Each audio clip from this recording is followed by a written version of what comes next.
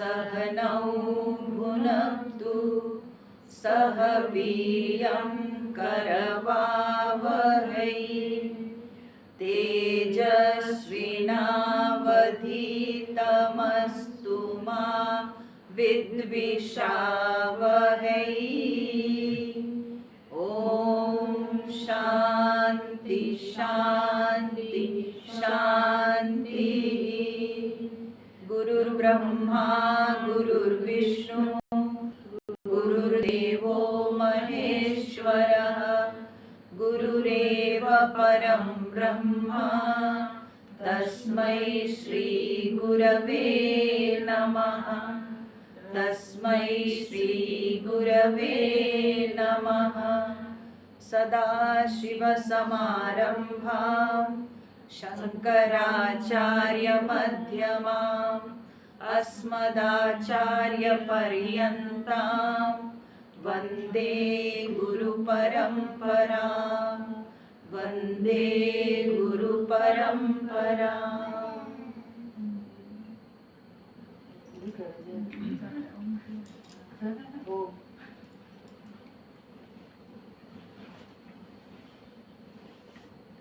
हम लोग 11वां नंबर से पाठ करेंगे।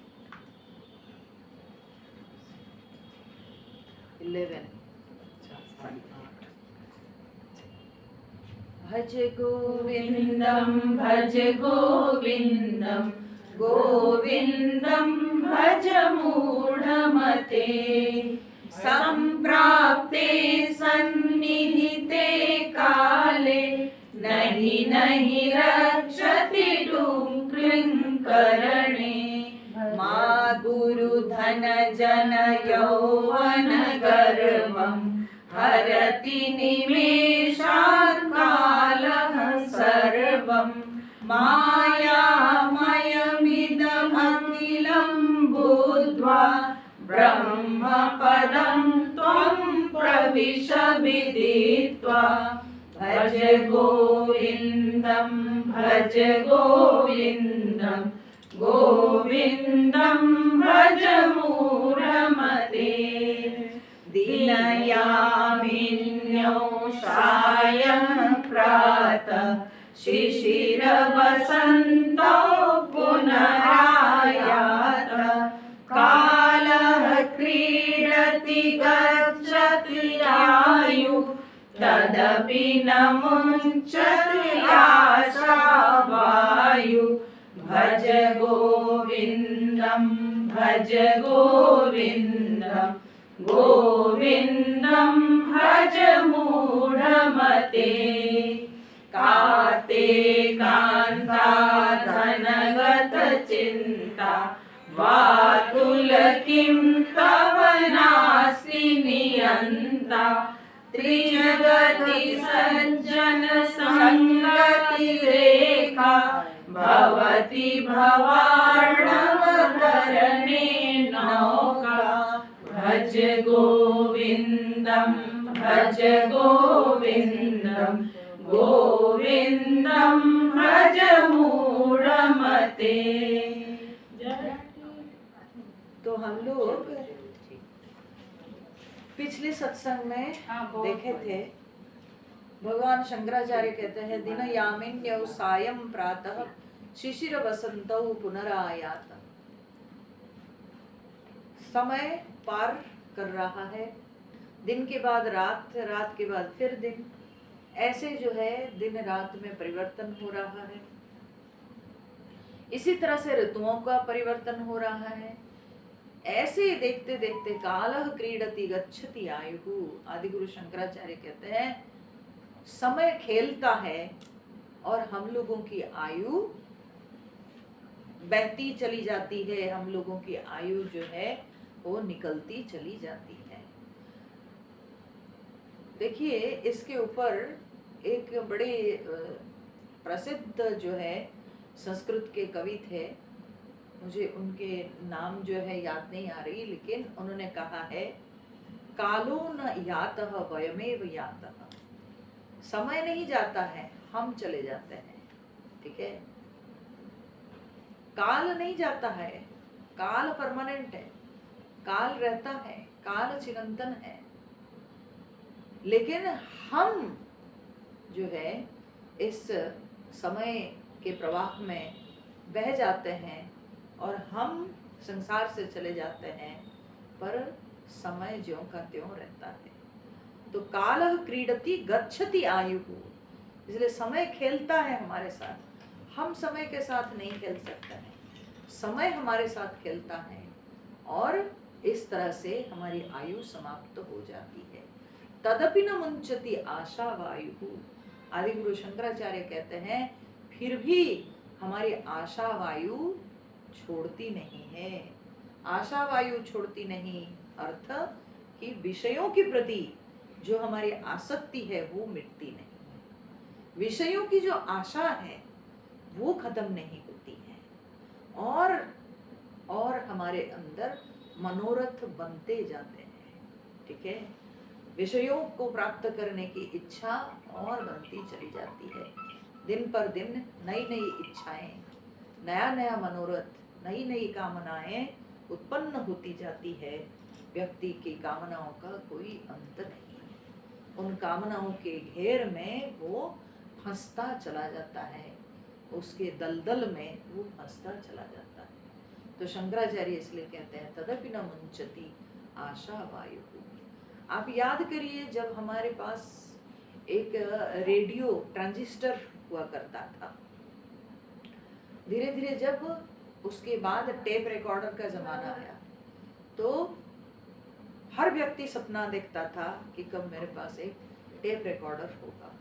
ठीक है, टेप रिकॉर्डर होते होते उसके बाद जो है टीवी आई। प्रत्येक व्यक्ति सोचता था कि हम पैसा रख करके, उन दिनों मेरे को याद है जब तक हमारे घर में जब तक टीवी है हमको लगता 5,000 रुपया लगता था, कोणार्क टीवी है ना, black and white Konark TV. तो उस समय पैसा जुगाड़ करके व्यक्ति सोचता था एक टीवी घर में लाएंगे, और फिर ब्लैक एंड व्हाइट टीवी से फिर कलर टीवी आने लगी। ठीक है, फिर कलर टीवी से डीवीडी प्लेयर्स आने लगे, है ना, और ऐसे करते करते कितने हम वस्तुएं बदलते चले गए। ठीक है, तो क्या हमारी आशा खत्म हो गई? नहीं खत्म हुई, और उससे बेहतर चीज चाहिए, और बेहतर चीज चाहिए। ठीक है, भगवान शंकराचार्य कहते हैं तदपि न मुंचति आशा वायु, फिर भी ये आशा जो है छोड़ती नहीं। आशा जो है ये हमेशा ये तरुणी है, ये हमेशा जो है ये जवान है, ये बूढ़ी नहीं होती है, ये हमेशा जो है ये जवान है। तो भगवान यहाँ पर शंकराचार्य कहते हैं कि समय बदल जाता है लेकिन हमारी आशा मिटती नहीं, हमारी आशा जो है कम नहीं होती है। ये सोचने की बात है, और यही आशा हम सबको दुख देती है। ठीक है, भगवान बुद्धदेव ने कहा है जो है कामना आशा के कारण ही है, तो आशा के नाश से कामना का नाश है। ठीक है, तो ये आशा से ही कामना उत्पन्न होती है, और ये आशा को हम त्याग करेंगे तो तब हम कामना से मुक्त होंगे, और कामना जब दूर होगी तब व्यक्ति के जीवन में सारे दुखों का अंत होता है। धन की इच्छा से, ठीक है, धन की आशा रख के व्यक्ति कितना दौड़ता रहता है। ठीक है, फिर ये धन की प्राप्ति करना उसके लिए कितना उसको काम करना पड़ता है, फिर उस धन को रखना संचित करके वो और डिफिकल्ट थिंग है, फिर उसके बाद वो धन जब चला जाता है तो और कठिन, ठीक है। तो इस तरह से कदापि व्यक्ति धन को लेकर के कभी भी सुखी नहीं रहता, हमेशा दुखी है।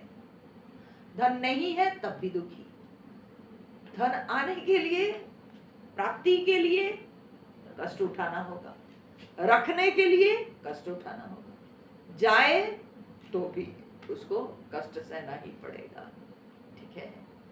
तब भी व्यक्ति के अंदर धन की आशा कभी कम नहीं होती है। कोई तो अपनी जरूरतों को पूरा करने के लिए करता है, ठीक है, और कोई बढ़कर के भी उसका कोई अंत नहीं है, अनंत आशाएं हैं उसके अंदर। उन अनंत आशाओं को चरितार्थ करने के लिए वो कमाता जाता है और उससे उसका सुख, चैन, नींद सब गायब हो जाती है। लेकिन फिर भी वो धन का एक क्या हो जाता है, नशा होता है, नशा, ठीक है। जिस तरह से आदमी कोई सिगरेट लेता है तो उसको वो नशा हो गया, वो छोड़ नहीं पाता है, शराब का नशा, ऐसे धन का भी नशा है, उसका कोई अंत नहीं है। वो समझ नहीं पाता है कभी कि दुनिया में लोग रहते हैं जो लोग एक बहुत ही साधारण सरल जीवन यापन करके भी वे बड़े शांति से रह पाते हैं। और जीने के लिए व्यक्ति को कितना चाहिए, क्या चाहिए, कितना चाहिए असलियत में? कभी हम अपने आप से पूछते हैं कि हमारे जीवन का लक्ष्य क्या है, हम क्यों इतने भागते जाते हैं, ठीक है। कुछ तो ठीक है, हम समाज में हैं, हमको जरूरत है, तो अगर हमारी उतनी जरूरत पूरी हो जा रही है तो फिर हम अधिक की आशा क्यों करते हैं, और उस आशा पर पूर्णच्छेद कब बैठेगा, ठीक है। अपने आप से पूछना चाहिए कभी, क्या है हमारे जीवन का लक्ष्य, क्या हमारा जीवन का प्रयोजन है। हम क्या यही बस दौड़ते भागते रह जाएंगे और दौड़ते भागते एक दिन संसार से विदाई लेंगे? क्या यही हमारा लक्ष्य है? क्या यही करने के लिए हम आए हैं दुनिया में? अपने आप से पूछना चाहिए, ठीक है। इसीलिए शंकराचार्य ऐसे श्लोक हम सबके लिए दिए हैं कि जिससे हम अपने चिंतन को बढ़ाएं इस दिशा में कि क्या हमारा जीवन का परम लक्ष्य है। फिर शंकराचार्य कहते हैं, काते कांता धनगत चिंता वातुल किम तब नास्ति नियंता। कहते काते कांता, कौन है तुम्हारी पत्नी, धनगत चिंता, और क्या ये धन से संबंधित चिंता, धनगत चिंता, ठीक है। तो क्या ये पत्नी की पत्नी, और क्या ये धन की चिंता, पत्नी की चिंता, धन की चिंता, वातुल किम तव नास्ति नियंता। अरे वातुल, क्या तुमको लगता है तुम्हारे कोई नियंता नहीं है? नियंता मतलब जो नियंत्रण करता, ठीक है, जो चलाने वाला, जो शासक है, जो सबके ऊपर शासन करता है, जो सबकी देखभाल करता है, तो उसको हम नियंता कहते हैं। बोले वातुल किम तम नास्ति नियंता, क्या तुम्हारे कोई नियंता नहीं? सोचने की बात है। तो देखिए, व्यक्ति, एक पारिवारिक व्यक्ति को अपने परिवार की चिंता, बेसिकली यहाँ जब कहा जाता है कि काते कांता, क्या, कौन तुम्हारी पत्नी, ये पुरुष के लिए, क्योंकि शंकराचार्य एक पुरुष तो इसलिए उन्होंने पुरुष की तरफ से सोच करके बोले, पर ये केवल पुरुष की बात नहीं है, स्त्री के लिए भी है। तो स्त्री अपने पति के लिए चिंता करती है, ठीक है। तो बेसिकली यहाँ पर स्त्री पुरुष के लिए या पुरुष स्त्री के लिए जो चिंता करती है, बेसिकली कहने का अर्थ है परिवार के लिए जो हम चिंता करते हैं, ठीक है। जब देखो तब हम बस केवल परिवार के लिए, परिवार के लिए, परिवार के लिए, और परिवार छोड़ के उससे ऊपर उठ नहीं पाते हैं, उससे ऊपर उठ नहीं पाते हैं। और एक पारिवारिक व्यक्ति उस परिवार में डूबा हुआ रह जाता है और वो आत्म कल्याण के लिए तो सोच ही नहीं पाता है, आत्म कल्याण के लिए तो सोच ही नहीं पाता है। महाभारत में बड़े सुंदर श्लोक आता है जिसका अर्थ है, उस श्लोक तो याद नहीं पर उसका अर्थ है, एक परिवार में अगर एक व्यक्ति के कारण परिवार के सुख चैन खत्म होता है, परिवार में अशांति होती है, तब उस व्यक्ति को परिवार से निकाल देना चाहिए। ठीक है, एक परिवार के लिए अगर एक गांव के सुख चैन खत्म होता है तो उस परिवार को अलग कर देना चाहिए गांव से। एक गांव के लिए अगर एक जनपद में प्रॉब्लम हो रही है तो गांव को खत्म कर देना चाहिए। और एक जनपद के लिए अगर एक देश में समस्या होती है तो जनपद को खत्म कर देना चाहिए। एक देश के लिए अगर विश्व में समस्या आती है तो उस देश को समाप्त कर देना चाहिए। और अंत में व्यासदेव जी कहते हैं कि विश्व के लिए अगर मेरे आत्म शांति में बाधा आती है उस विश्व को त्याग कर देना, जगत को त्याग देना, यानी आत्म कल्याण से बढ़कर कुछ नहीं। ठीक है, आत्म कल्याण से बढ़कर और कुछ नहीं। तो इसलिए ये अपने आप से पूछना चाहिए, हम ये जो सब चिंता कर रहे हैं, परिवार की चिंता, पत्नी की चिंता, बच्चों की चिंता, क्या उससे मेरा आत्म कल्याण होगा? अच्छा, अगर हम कहेंगे कि हम जब परिवार में हैं तो ये हमारा कर्तव्य है, अच्छी बात है। सचमुच में अगर हम अपने कर्तव्यों पर ध्यान देंगे, अगर हम अपने कर्तव्यों पर ध्यान देंगे तो कर्तव्य करने के बाद भी हमको बहुत समय मिलेगा। एक्चुअली अगर हम अपने कर्तव्य में रहेंगे तो कर्तव्य करके हमारे पास बहुत समय रहेगा जिस समय में हम आत्मचिंतन कर सकते हैं। लेकिन नहीं, जब अपना परिवार के प्रति कर्तव्य कर लेते हैं तब ये खुराफाती मन ये बैठता नहीं चुप, फिर सोचने लगता है फिर कहाँ से क्या मिलेगा, धनगत चिंता, और कहाँ से क्या हम प्राप्त कर सकते हैं। ठीक है, तो इसीलिए यही करते हुए हम अपने लिए भूल जाते हैं। वो बोलते हैं ना, दिया के नीचे अंधेरा है, दिया सबको प्रकाश देता है लेकिन उसके नीचे अंधेरा है। हम ऐसे ही करते हैं संसार में, हम सबके लिए करते हैं, हम परिवार के लिए किए, घर के लिए किए, पत्नी के लिए किए, पति के लिए किए, सबके लिए किए, लेकिन अपना क्या हो रहा है? अपने अंदर ये जो मोह रूपी जो कैंसर है ये फैलता चला जा रहा है, इस पर हमको ध्यान नहीं जा रहा है। हम दलदल में फंसते चले जा रहे हैं, ये हमको दिखता नहीं है। और यही करते करते एक दिन संसार से गुड बाय करना पड़ता है। ठीक है, एक दिन संसार से गुड बाय करना पड़ता है।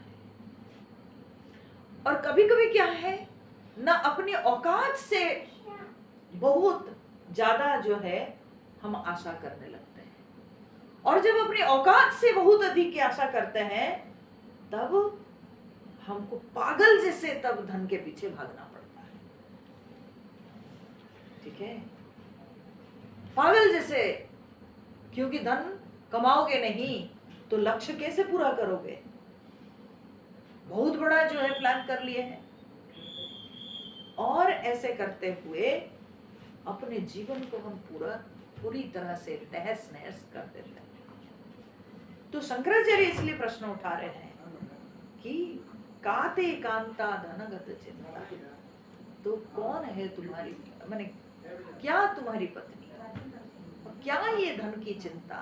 ठीक है, ये धन की चिंता और ये पत्नी, ये परिवार, ये सब जो है ये वृथा, ये व्यर्थ तुम कर रहे हो, और अपने लिए हमेशा के लिए तुम दुख ही दुख खरीद के ला रहे हो अपने जीवन में, ठीक है। और एक बात भी है कि ये जो पति पत्नी का संबंध है ना, तो पत्नी क्या केवल भोग के लिए है? पत्नी के लिए पति, पति के लिए पत्नी क्या केवल भोग के लिए है? ये भी पूछने की बात है। पत्नी को कहते हैं, और एक शब्द उसके लिए तो सहधर्मिणी, ठीक है, सहधर्मिणी। साथ साथ वो जो है धर्म में, पति के धर्म में वो साथ साथ जो है उस धर्म के वो जो है क्या बोलते हैं, पति के धर्म में वो शामिल होती थी, ठीक है, सहधर्मिणी। तो इसलिए पत्नी कहने से केवल मात्र भोग करने के लिए नहीं है, ठीक है, या पत्नी के लिए पति केवल मात्र भोग के लिए नहीं है, बल्कि धर्म के लिए ही एक पुरुष स्त्री साथ आए हैं, ठीक है। धर्म संपादन करने के लिए पति पत्नी साथ आए। उसी प्रकार से धन की बात हम लोग कर रहे हैं, तो धन किस लिए, अर्थ जिसको कहते हैं, आप अगर 4 पुरुषार्थों पर ध्यान दीजिएगा तो मनुष्य जीवन के 4 पुरुषार्थ कहलाते हैं, ठीक है। वो 4 पुरुषार्थ क्या है? धर्म, अर्थ, काम, मोक्ष, ठीक है।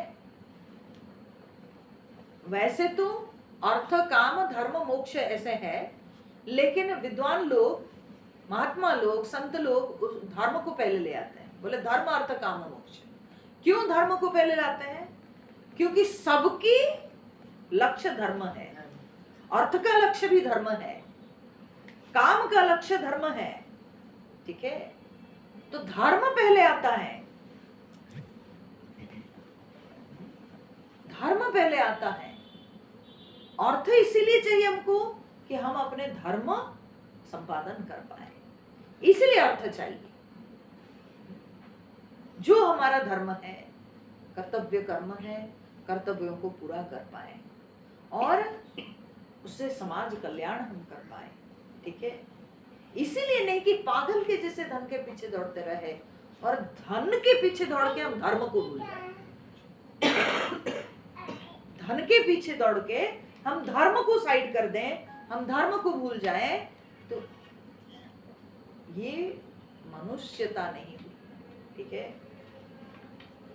तो मनुष्य वो है जो कि पहले धर्म को सोचना चाहिए। भगवान उसको विवेक दिया है, तो इसलिए उसको सोचना चाहिए हमेशा धर्म के बारे में। तो धर्म पहले आता है, ठीक है। तो इसलिए धर्म, अर्थ, काम, मोक्ष। तो अर्थ के मूल में धर्म है और उसी प्रकार से काम के मूल में भी धर्म ही है। काम पुरुषार्थ, काम के मूल में भी धर्म ही है, ठीक है। तो काम क्या हुआ? पति पत्नी का जो संपर्क है, जो दुनिया में ये एक विधि व्यवस्था बनाई गई है, ठीक है, कि पुरुष और स्त्री वे साथ आते हैं तो पति पत्नी बनते हैं। तो केवल काम के लिए नहीं है, या अगर भी उनके बीच में जो संबंध होता है, अगर वो जो है अपने काम पुरुषार्थ को पूरा करते हैं, तो वो काम भी धर्म के लिए, वो भी धर्म के लिए। वो धर्म क्या है ना? संसार के प्रति उनका कर्तव्य है कि जगत को वे एक उत्तम संतान प्रदान करें, ठीक है,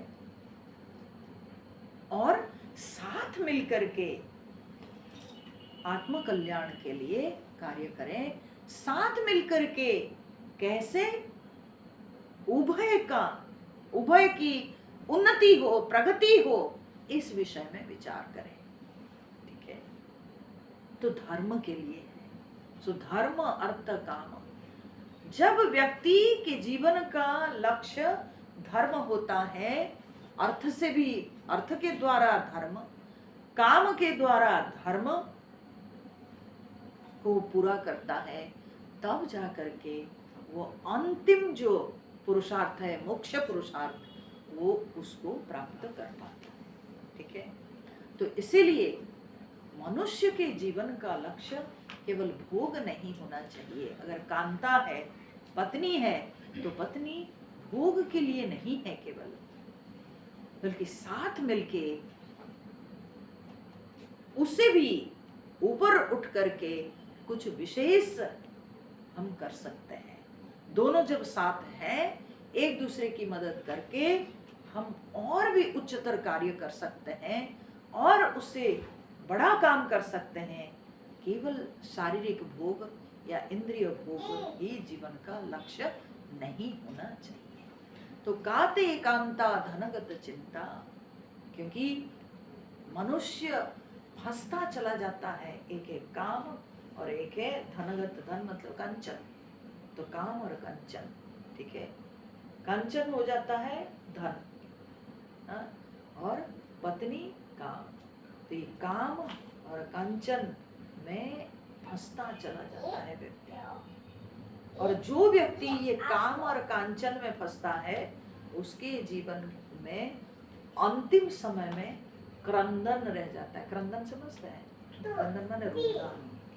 ठीक है, तो जो व्यक्ति के जीवन में काम और कांचन का केवल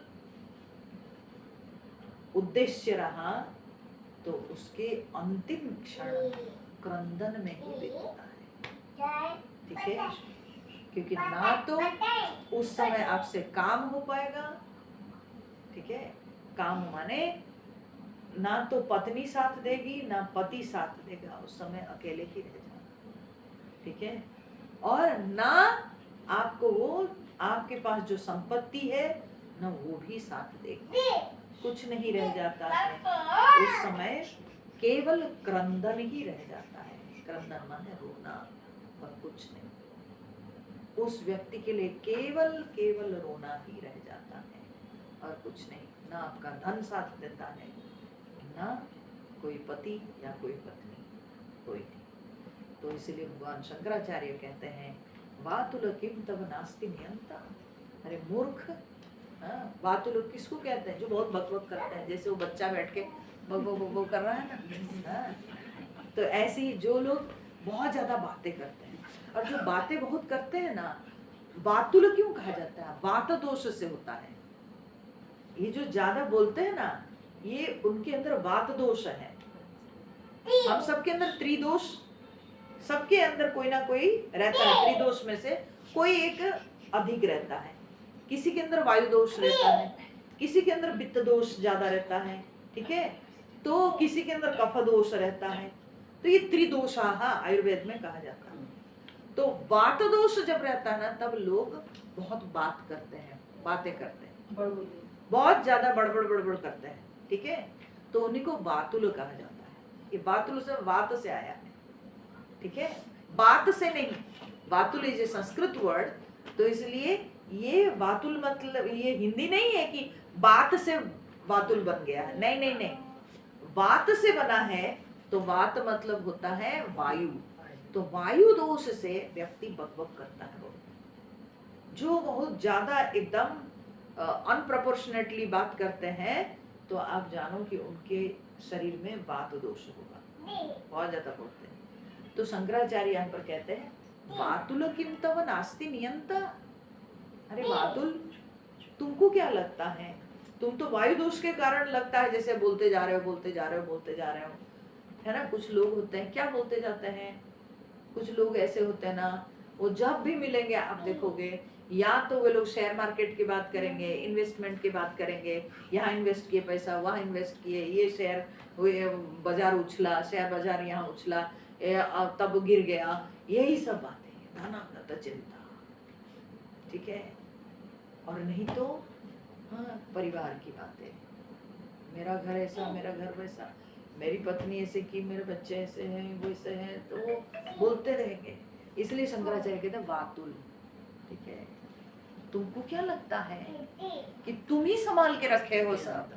हाँ, तुम ही जो है, तुम्हारे परिवार जो चल रहा है, ये केवल तुम्हारी कमाई से चल रहा है। केवल तुम्हारे कारण ही सब ठीक ठाक चल रहा है। जैसे वो है ना, जो इंद्र भगवान जब 7 दिन तक लगातार बारिश किए, है ना, भगवान श्री कृष्ण तो हाँ, एक उंगली में गोवर्धन पर्वत उठाया और सारे ग्वाल पर्वत, अरे हमारा कान्हा अकेले उठाएगा, तो भगवान कृष्ण भी नाटक किया, हाँ हाँ तुम लोग पकड़ो पकड़ो पकड़ो, सब लोग पकड़ो, है ना। तो सब लोग अपना डंडा सब लगा दिए, है ना, सब अपने अपने डंडा अपने हाथ सब लगा दिए, लगा के सोचे कि हम लोग भी पकड़े हैं, हेल्प कर रहे हैं।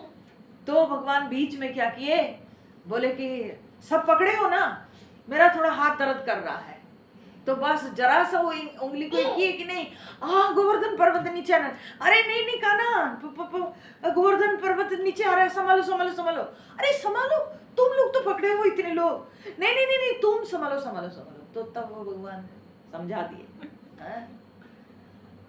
सबके मन में आ गया था ना कि हम पकड़े हम पकड़े हम पकड़े, हम सब लोग मिलकर के पकड़े हैं। तो भगवान जो है, अकेले भगवान के बल से सब कुछ चलता है, ठीक है। हम लोग ऐसे सोचते हैं कि हम परिवार का पहाड़ उठाए हैं, जैसे वो गोवर्धन पर्वत को सब लोग जो उठाए थे सोच रहे थे, ऐसे ही पारिवारिक लोग जो होते हैं ना, वे लोग यही सोचते हैं पूरा परिवार का भार मेरे ऊपर है। जानते हैं ना, क्या बताएं आपको, पूरा परिवार का भार हमारे ऊपर है, जो कर रहे हैं सब तो परिवार के लिए ही कर रहे हैं, सब तो पत्नी बच्चे इन्हीं सब के लिए ही तो कर रहे हैं, और किसके लिए। देख रहे हैं ना, हमारा तो सुख चैन गया हुआ है, हम तो इन्हीं लोगों के लिए दौड़ते रहते। कौन बोला, कौन बोला, क्यों आप इतना सोच रहे हो, क्यों आप इतना कर रहे हो, ठीक है। कभी तो बैठ करके सोचो इसका अंत कहाँ है, कब तक ऐसे दौड़ते रहोगे। और क्या अपने अंदर झांक के देख रहे हो कि अंदर खोखला होता जा रहा है, हाँ? अंदर खोखला होता जा रहा है, क्या इस पर कभी विचार किए हो। तो इसलिए शंकराचार्य प्रश्न उठा रहे, वातुल किम तव नास्ति नियंता। अरे मूर्ख, क्या तुमको लगता है तुम्हारा कोई नियंता नहीं है, कोई संभालने वाला नहीं है, तुम ही संभालते हो सब कुछ।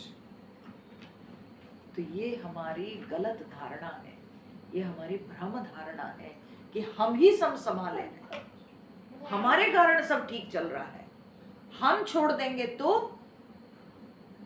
सब गड़बड़ा जाएगा। बोले कोई भी इस दुनिया में इंडिस्पेंसिबल नहीं है, ठीक है। सबके बिना जगत चल सकता है। परमात्मा जब तक, ईश्वर की इच्छा जब तक रहेगी तब तक दुनिया चलती रहेगी। आप देखो, एक कुत्ता जिसके तीनों पैर टूटे हुए हैं, एक पैर से वो लंगड़ा के अपने शरीर को घसीट घसीट के ले रहा है, क्या उसको खाना नहीं मिलता है? मिलता है, ठीक है। एक कीड़ा को खाना नहीं मिलता? मिलता है। सबकी व्यवस्था परमात्मा कर रखे हैं, ठीक है। हम अगर सोचते हैं कि हमारी कमाई से हो रहा है सब कुछ, ये गलत धारणा है, ये भ्रम धारणा है। उसके बिना भी चलेगा। वातुल किम तव नास्ति नियंता, त्रिजगति सज्जन संगति ही एका भवति भवार्णव तरणे नौका। तो शंकराचार्य कहते हैं, तो प्रश्न उठता है तो फिर क्या करें। बोले त्रिजगति, तीनों जगत में, तीनों जगत मतलब स्वर्ग मर्त्य और पाताल, ठीक है। बोले तीनों जगत में त्रिजगति, सज्जन संगति ही एका, एक सज्जनों की संगति, ठीक है, संत जनों के संग, संत महापुरुषों के संग, भवति भवार्णव तरणे नौका, भवार्णव तरणे नौका भवति। भवार्णव, भवार्णव मतलब भव सागर, अर्णव माने सागर, भव मतलब संसार, तो भवार्णव मतलब संसार सागर। तो भवार्णव तरणे, ये संसार सागर को तरने में नौका भवती, नौका बन जाती है, नाव बन जाती है। कौन सी चीज नाव बनती है ना? सज्जन संगति एका, एक संत महापुरुषों के संग ही ये संसार सागर को पार करने के लिए नाव बन जाती है। आपकी ये पत्नी आपको संसार सागर पार नहीं कराएगी, आपका पति आपको संसार सागर पार नहीं करा सकते हैं। आपका पैसा, अरे मेरे पास पैसा है ना, हम बुक कर लेंगे, याट बुक कर लेंगे, ठीक है, हम बहुत बड़ा सा जो है बहुत बड़ा सा जहाज बुक कर लेंगे और समुद्र पार कर जाएंगे। तो बोलते हैं कि असंभव है कभी भी आप ये संसार सागर को पार करने के लिए आप कोई धन लगा करके संसार सागर को पार नहीं कर सकते, ठीक है। संसार सागर को कोई कभी अपने धन के बल पर पार नहीं कर सकता है। ये सब यहीं का यहीं पड़ा रह जाएगा। और वो जो दर्दनाक मौत होती है, तड़प तड़प करके व्यक्ति मरता है, उस समय वो क्या धन को निगलेगा? नहीं हो सकता। तो जो हमारे साथ जाने वाला है वो है कि हरिनाम, वो राम नाम। तो इसीलिए सज्जनों के संग रहेंगे तब हम भगवान के नजदीक हो पाएंगे, तब हम भगवान के चिंतन कर पाएंगे, तब संत जन हमको सिखाएंगे कि कैसे हम प्रभु के निकट होंगे और उसी से ही हम अपनी यात्रा भगवान की ओर बढ़ा पाएंगे। तो इसलिए यहाँ पर शंकराचार्य कहते हैं कि भवति भवार्णव तरणे नौका, इस भवार्णव को तरने के लिए सज्जनों के संग ही नाव जैसे बनती है। जब हम संसार सागर में डूब रहे हैं, तड़प रहे हैं, कोई कुल किनारा नहीं दिखता है, तब ये संतों के संग यही नाव बन के हमारे जीवन में आती है और हमको उस समुद्र से उठाकर उस पार पहुंचा देते हैं। तो इसीलिए हमेशा सत्पुरुषों का संग करना चाहिए, संत महात्माओं का संग करना चाहिए, सत्संग करना चाहिए। सज्जन संगति का अर्थ सत्संग भी हो सकता है, ठीक है। सत्संग करना चाहिए। जब हम सत्संग करते हैं तब हमको संसार सागर से ऊपर उठने के लिए, संसार सागर से पार करने के लिए उपाय मिलता है। तो इसलिए यही सत्संग ही हमको संसार सागर को पार करने के लिए नाव के समान बन जाती है, ठीक है। तो भगवान कहते हैं भवति भवार्णव तरणे नौका त्रिजगति सज्जन संगति ही एका, केवल सज्जन संगति एका, एक सज्जनों के संग ही संसार सागर को पार करने के लिए नाव बनती है। इसके अलावा दूसरा कोई उपाय नहीं, क्योंकि हम सत्संग करेंगे तभी हम शास्त्र का श्रवण करेंगे। कर्णपुट में जब शास्त्र प्रवेश करेगा तब जाकर के अंदर जो मल है वो मल सब धीरे धीरे धीरे धीरे दूर होगा और तब हमारा अंतःकरण साफ होगा, हृदय निर्मल होगा और तभी हम भगवत तत्व को दर्शन कर पाएंगे।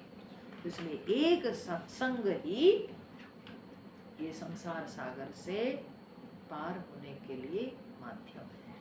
तो त्रिजगति सज्जन संगति ही एका भवति भवार्णव तरणे नौका। भज गोविंदम भज गोविंदम गोविंदम भज मूढ़मते। हरि ओम नारायण हरि ओम। जय सीताराम। जय सीताराम। ओम पूर्णमदः पूर्णमिदं पूर्णात् पूर्णमुदच्यते पूर्णस्य पूर्णमादाय पूर्णाय पूर्णमेवावशिष्यते। ओम शांति शांति शांति। हरि